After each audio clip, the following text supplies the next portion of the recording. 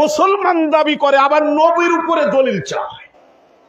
নবীর উপরে দলিল দেওয়ার আগে জিজ্ঞেস করেন দালালদের, ওয়াহাবিদের বাচ্চাদের, ওর বাপ মার বিবাহের সার্টিফিকেটের দলিল আগে চা। তোর বাপ যে বৈধ, তোর মা যে বৈধ, দলিল দে, তারপরে নবীর মিলাদের দলিল দে। ঠিক কিনা?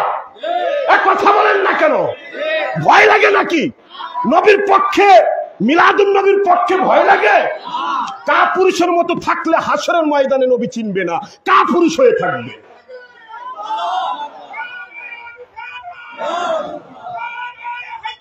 ইয়া আলী নবীর জন্য জান দিতে রাজি। জান দিতে পারবেন না? আর আপনি দুরুদ সালামি পড়তে চান আর তো জান।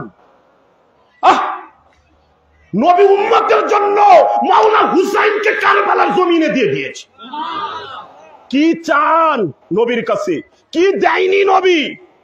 কি পান নাই নবীর কাছ থেকে? আর আমরা দুশ্মনী করতেছি দুনিয়ায় এসে নবীর সাথে।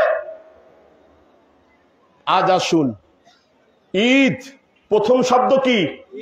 বছরে কয়টা ঈদ? আজকে আরো বেশি ঈদ বানাবো, হাদিস থেকে আমি বানাবো না, আমার কোনো ক্ষমতা নাই। হাদিস শরীফের মধ্যে আসছে জুমার দিনও ঈদের দিন। কথা বলেন, কথা বলেন। জুমার দিনও ঈদের দিন। আরে মুসলমান আমরা, জুমার দিন মোল্লারা ওয়াজ করে ফতোয়া দেয়, ঈদের দিন চলে আসুন, আগে আসলে সবার আগে উট কুরবানি দেওয়ার সওয়াব পাবেন। ওয়াজ শোনেন নাই?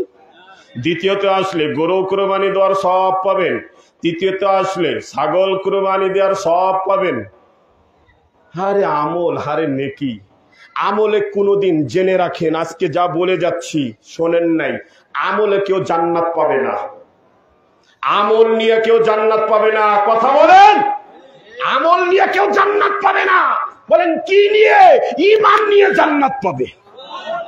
আমলের হিসাব হবে না, হিসাব হবে ঈমানের।